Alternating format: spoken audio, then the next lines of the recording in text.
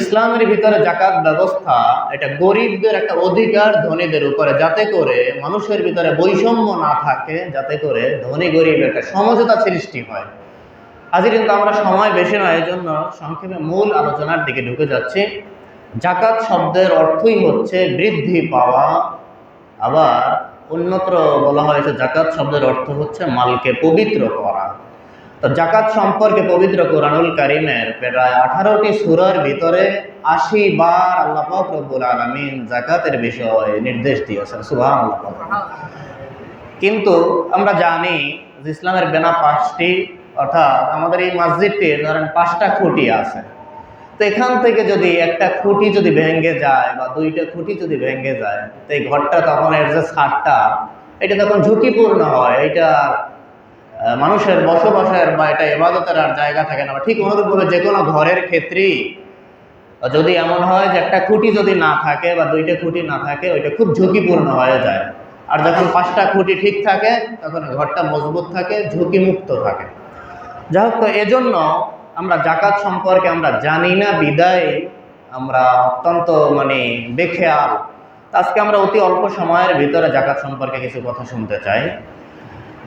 এজন্য জাকাত বলা হয়, জাকাত তার উপরে ফরজ যেই ব্যক্তির উপরে মালিকে নিসাব জেনে। তো মালিকে নিসাব ওইটা যার ব্যক্তিগত যাবতীয় ব্যবহার্য জিনিসপত্র, ঘর বাড়ি, আসবাবপত্র, বিছানা, টিভি, ফ্রিজ, এভরিথিং, যাকে একটা মানুষের নিত্য প্রয়োজনীয় যে বিষয়গুলো, সেই বিষয়গুলো বাদে যদি কারো কাছে বর্তমান বাজার মূল্যে রৌপ্যের হিসাব যদি আমরা ধরি, স্বর্ণ হিসাবে আপনার 7.5 ভরি, তাতে কয়েক লক্ষ টাকার মতো চলে আসে। কিন্তু আমরা যদি কম যেটা মূল্য রৌপ্যের হিসাবে যদি আমরা ধরে থাকি, তাতেও বর্তমান বাজারে 52.5 তোলা আপনার রৌপ্যের মূল্য আসে প্রায় 70 থেকে 80 হাজার টাকা। তো তার 1 বছরের যাবতীয় খরচ বাদে যদি কোনো ব্যক্তির কাছে 70 থেকে 80 হাজার টাকা জমা থাকে, শর্ত হচ্ছে একদিন কম হতে পারবে না, পুরনো বছর, একটা বছর পূর্ণ হতে হবে। তো এমনটা যদি থাকে 70 থেকে 80 হাজার টাকা, তাহলে সেই ব্যক্তির উপর জাকাত দেওয়া ফরজ। এজন্য কাদেরকে সে জাকাতগুলো দিবে, এর আগে একটু কথা বলি যে জাকাতকে যেহেতু জরিমানা মনে করা হবে কিয়ামতের একটি অন্যতম আলামত, তো সেখানে রাসূল পাক সাল্লাল্লাহু আলাইহি ওয়াসাল্লামের ইন্তেকালের পরে সাহাবায়ে কেরাম যখন হযরত আবু বকর রাদিয়াল্লাহু আনহুর খেলাফত আমল যখন চলে আসলো, তখন কতিপয় মানুষ জাকাত দিতে অস্বীকার করলেন। রাসূল পাক সাল্লাল্লাহু আলাইহি ওয়াসাল্লাম যখন জীবদ্দশায় জীবিত ছিলেন, তখন যারা জাকাত দিতেন তাদের জন্য হুজুর দোয়া করতেন। তো হুজুর এখন যেহেতু দুনিয়ায় নাই, অতএব আপনার দোয়া করার লোক নেই, অতএব আমাদের আর জাকাত দেওয়ার প্রয়োজন নাই।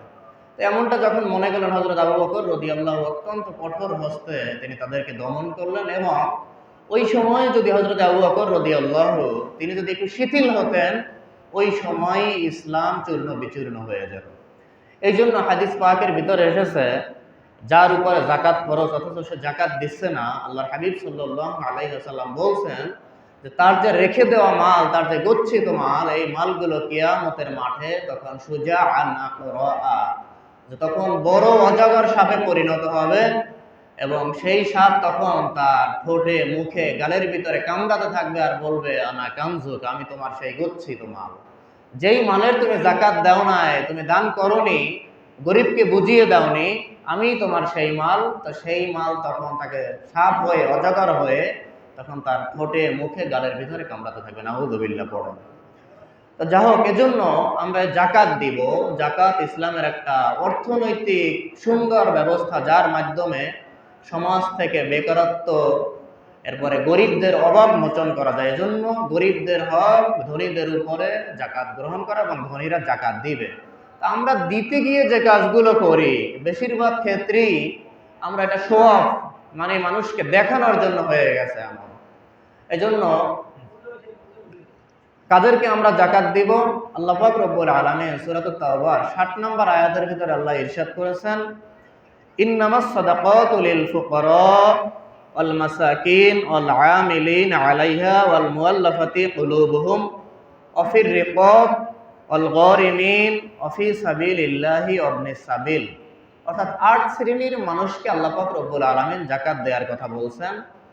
এক নম্বরে লিল ফুকারা, অর্থাৎ নিঃস্ব যে ব্যক্তি তাকে জাকাত দিবে, অল মাসাকিন, অভাবগ্রস্ত যে মিসকিন যে তাকে জাকাত দিবে, ওয়াল আমিলিন আলাইহা, এবং জাকাত আদায়ে রাষ্ট্রের দায়িত্বে যারা জাকাত উত্তোলনের কাজে যারা দায়িত্বশীল তাদেরকে জাকাত দিবে, ওয়াল মুআল্লাফাতি কুলুবুহুম, অর্থাৎ যারা নও মুসলিম রয়েছে তাদেরকে ইসলামের প্রতি আকৃষ্ট করার জন্য তাদেরকে জাকাত দেওয়া যাবে, অফির রিকাব, এবং যারা দাস দাসী রয়েছে তাদেরকে জাকাত দেওয়া যাবে, অল গরিমিন, ঋণগ্রস্ত যে তাকে জাকাত দেওয়া যাবে, অফি সাবিলিল্লাহি, এবং যারা আল্লাহ পাক রব্বুল আলামিনের রাস্তায় যারা জিহাদ করে, ধর্মযুদ্ধে যারা শহীদ হচ্ছে, ধর্মযুদ্ধের জন্য যারা প্রাণ দিচ্ছে তাদেরকে জাকাত দেওয়া যাবে, অবনিস সাবিল, এবং যারা মুসাফির অর্থাৎ আল্লাহর রাস্তায় যারা থাকে তাদেরকে জাকাত দেওয়া যাবে। এই সর্বমোট 8 শ্রেণীর মানুষকে জাকাত দেওয়া যাবে। এর বাহিরেও কিছু কন্ডিশন আছে, যেমন এই অবনিস সাবিলের ভিতরে একটা কন্ডিশন হচ্ছে স্বাভাবিকভাবে কোনো মাদ্রাসা মসজিদে জাকাত দেয়া যাবে না, কিন্তু যে সকল মাদ্রাসায় লিল্লে বোর্ডিং আছে, ইয়াতিমখানা আছে, নির্দিষ্টভাবে একেবারে ভাগ করা আছে, সমভাবে একেবারে সঠিকভাবে সেখানে বন্টন হয়, এমন মাদ্রাসায় লিল্লা বোর্ডিং ইয়াতিমখানা জাকাত দেওয়া যাবে। সেখানে দিলে আপনার দুইটা উপকার, একটা হচ্ছে একে সেখানে আপনি এতিম পাচ্ছেন, গরিব পাচ্ছেন, দ্বিতীয়ত আপনি সেখানে এই যে অবনিস সাবিল আল্লাহর রাস্তায় তারা দিন শিখছে, এই যে দিন শেখার কাজে আপনি সহযোগিতা করলেন, তো একদিকে এতিম মিসকিন, অপরদিকে তিনি দিন শিখছেন, কোরআন হাদিস শিখছেন, ধর্ম সম্পর্কে জানছেন, তো এদেরকে যদি আপনি দেন আপনি ডাবল সওয়াব পাবেন। সুবহানাল্লাহ। এরপরে আল্লাহ বলছেন ফারিদাতাম মিনাল্লাহ, এটা হচ্ছে আল্লাহ পাক রব্বুল আলামিনের সুনির্ধারিত বিধান। আল্লাহু আলিমুন হাকিম, আল্লাহ পাক রব্বুল আলামিন মহাজ্ঞানী এবং প্রজ্ঞাময়। যাও হাজিরেন, তো যে কথা বলতেছিলাম, অনেক সময় দেখা যায় আমরা কোরআন হাদিস থেকে কথা বুঝালে আমাদের জন্য বুঝতে একটু কষ্ট হয়, কিন্তু সেইটা যদি বাস্তবতার আলোকে যদি আমরা একটু বিবেচনা করি তাহলে বুঝতে আরো সহজ হয়। আমি আপনাদেরকে একটু বোঝানোর একটা তথ্য দিচ্ছি জাকাত সম্পর্কে।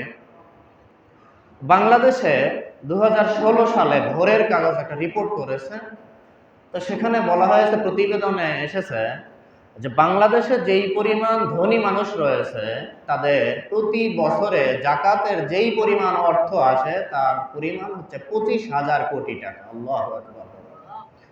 25,000 কোটি টাকা। বাংলাদেশে যেই পরিমাণ ধনী মানুষ রয়েছে তাদের জাকাতের পরিমাণ আসে প্রতি বছর 25,000 কোটি টাকা। সহজভাবে একটু বুঝতে চেষ্টা করেন, পদ্মা সেতু বানাতে ব্যয় হয়েছে 30,000 কোটি টাকা। তাহলে প্রতি বছর আমাদের ধনী যারা আছে আমাদের দেশে তারা যদি জাকাত আদায় করে, প্রতি বছরই একটা একটা করে পদ্মা সেতু এরকম নির্মাণ করা যায়। কিন্তু এটা হচ্ছে 2016 সালে, 2016 এর কথা বলছি, ভোরের কাগজে রিপোর্ট করেছে। 2018 সালে গত সরকারের ভূমি মন্ত্রী শামসুর রহমান শরীফ নাম, উনি সংসদে একটা বক্তব্য দিয়েছেন। সেই বক্তব্যে উনি বলেছেন বাংলাদেশে বাস্তুহারা, গৃহহীন, শেল্টারহীন, আশ্রয় নাই যাদের, একেবারেই নিঃস্ব যারা, এমন পরিবারের উনি একটা রিপোর্ট দিয়েছেন, সংখ্যা দিয়েছেন 16,94,000 পরিবার।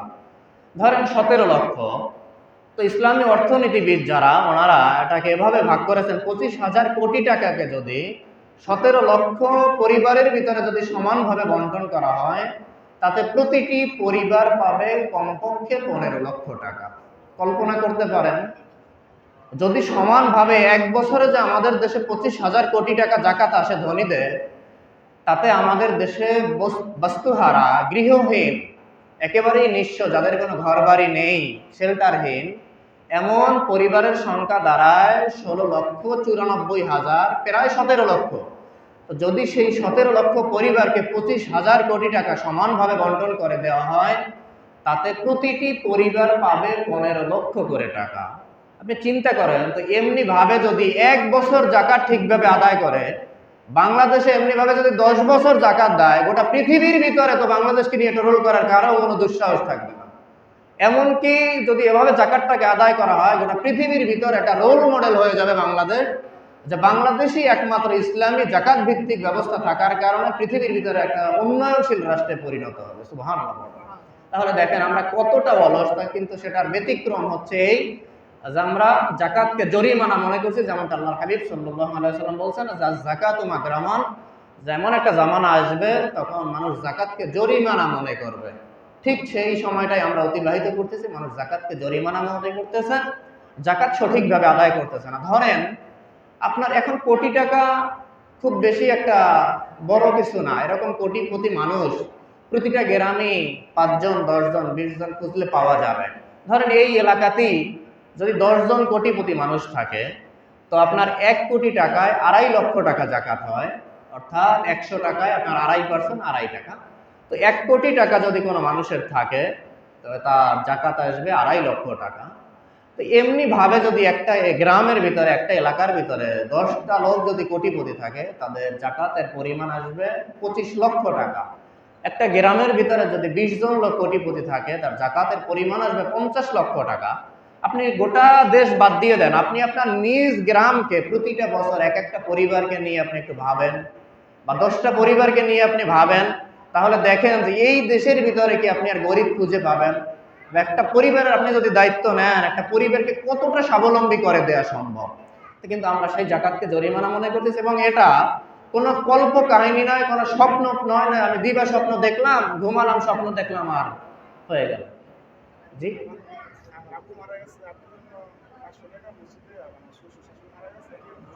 সেটা পরে দিতে পারতেন, যখন আমরা কালেকশন করবো তখন দিলে হতো।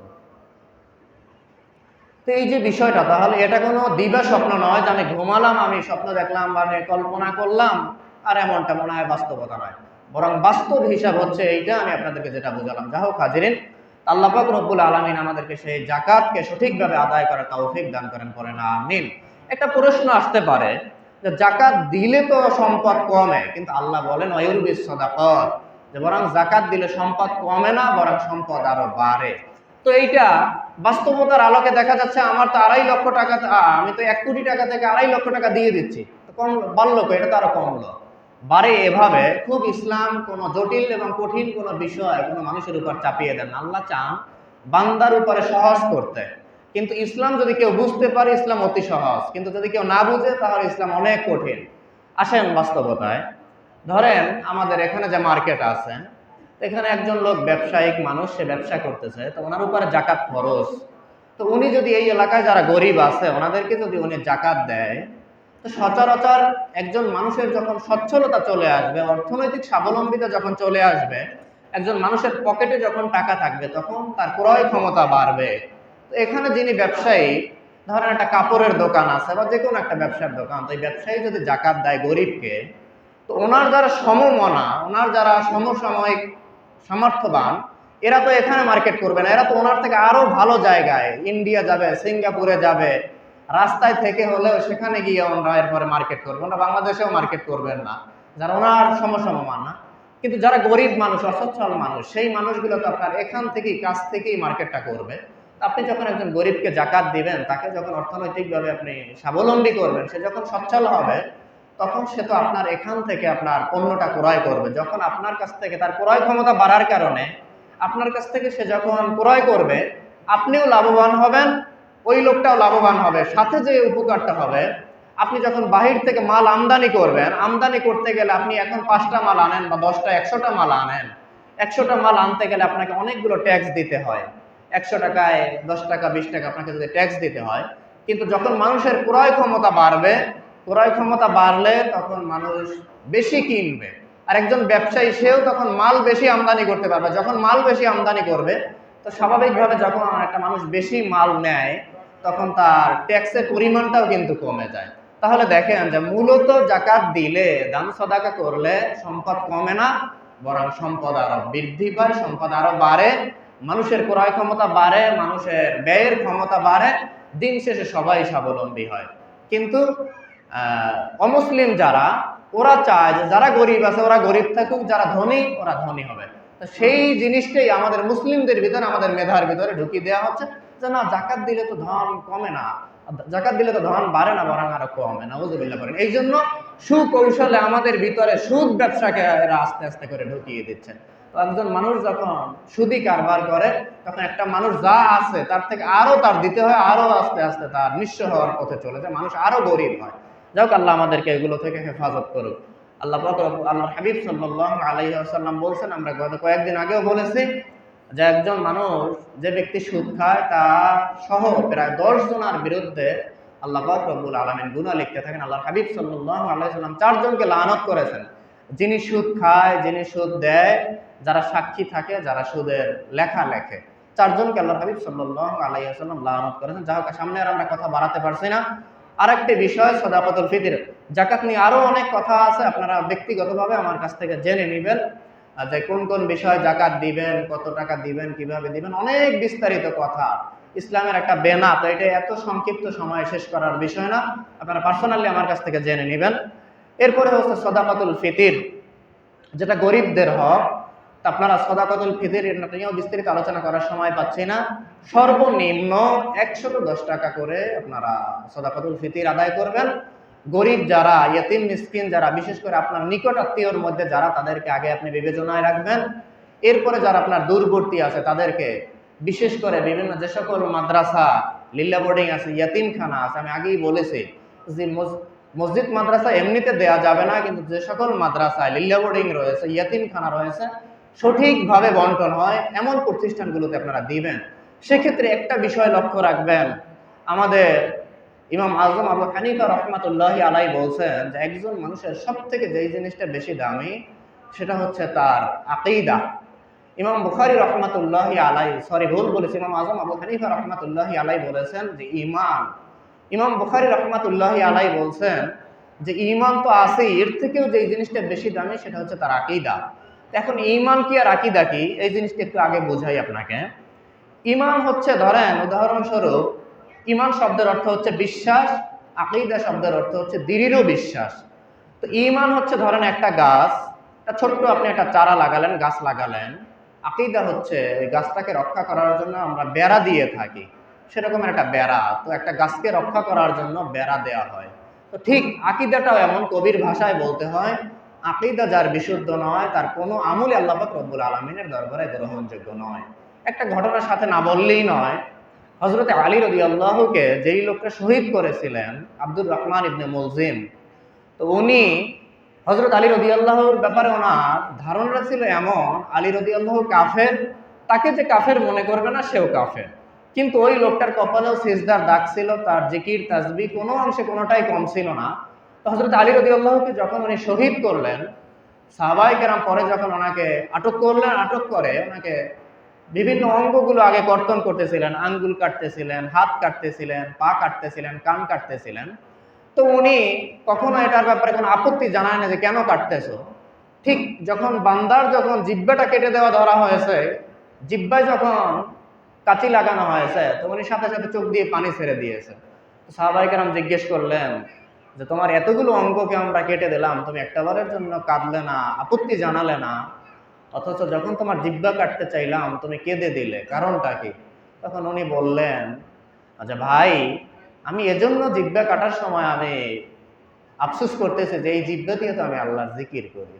কত বড় বদমাইশ, চিন্তা করতে পারেন, জান্নাতের সার্টিফিকেট প্রাপ্ত হযরত আলী রাদিয়াল্লাহুকে শহীদ করে, আর সে বলে যে আমি আল্লাহর জিকির করি। এই যে দেখেন, তাহলে লোকটার জিকির আছে, সিজদার দাগ আছে কপালে, সব ঠিক আছে, কিন্তু তার আকীদা হচ্ছে আলী রাদিয়াল্লাহু কাফের, নাউযুবিল্লাহ।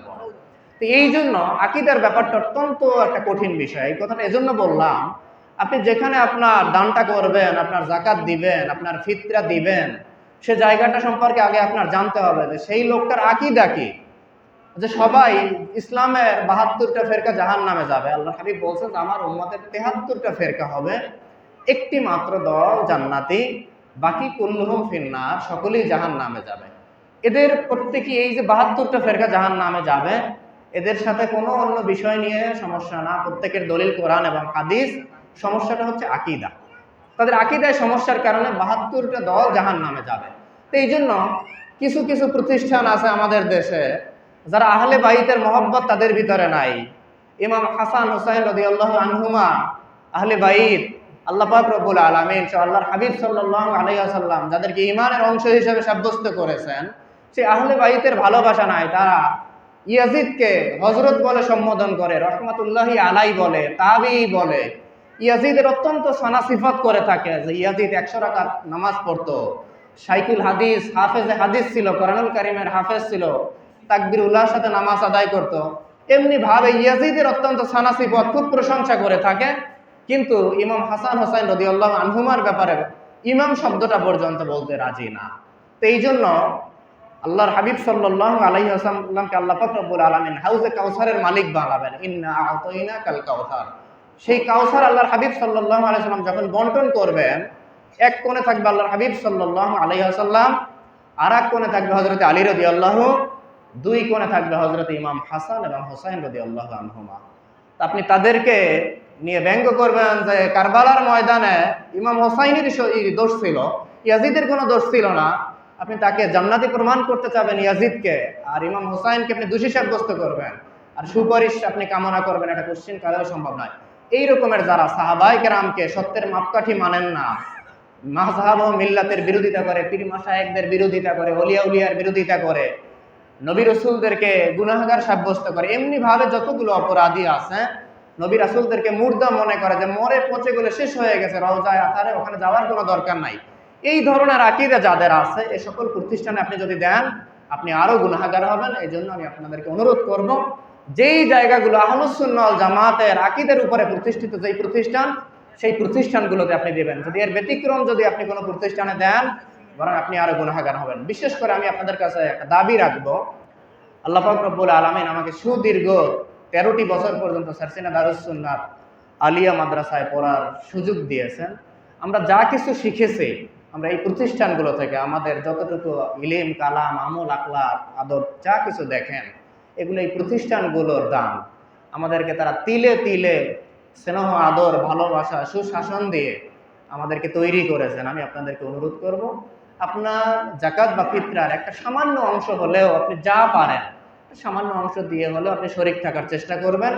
সাথে আমাদের দারুন নাজাতেও আমি এখন পড়তেছি। বাংলাদেশের ভিতরে বর্তমানে প্রায় 16,000-এর উপরে ছাত্র দারুন নাজাত সিদ্দিকিয়া কামিল মাদ্রাসা।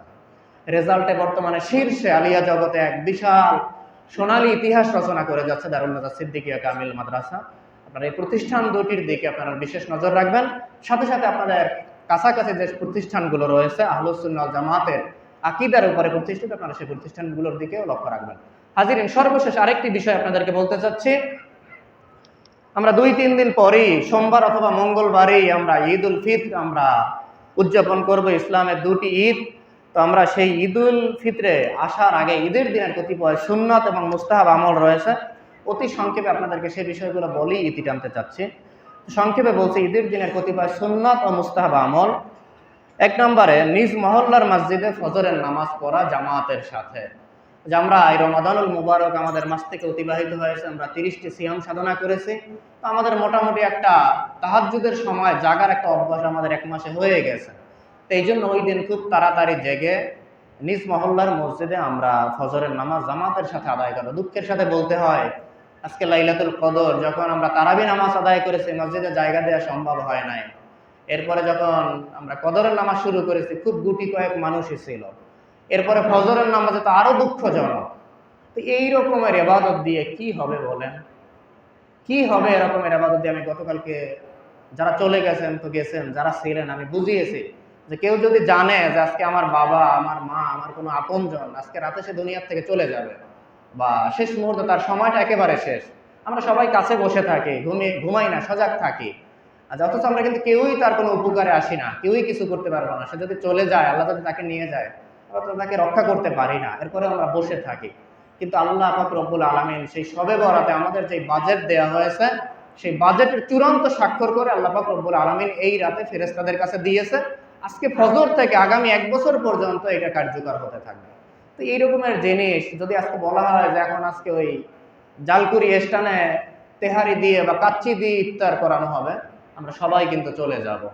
কিন্তু আমরা এই যে 1 বছরের যে আমাদের একজন মানুষের কত মানুষ আসবে, কত মানুষ মারা যাবে, কতজন মানুষ হজে যাবে, কতজন মানুষ বিয়ে করবে, এমনি ভাবে যত কিছু আছে, গোটা ভাগ্য নির্ধারণটাই আজকের এই রাতে চূড়ান্ত করেছেন। ফেরেশতাদের কাছে আল্লাহ পাক রব্বুল আলামিন হস্তান্তর করেছেন তাদের অনুলিপি কপি। ফেরেশতারা সে অনুযায়ী গোটা 1 বছর পর্যন্ত তার কার্যক্রম পরিচালনা করবেন। কিন্তু আমরা একেবারেই মসজিদে আমরা মানে 4-5 জন মানুষ ছিলাম, বাকি কোনো মানুষ ছিল না। বিশেষ করে হজরের অবস্থা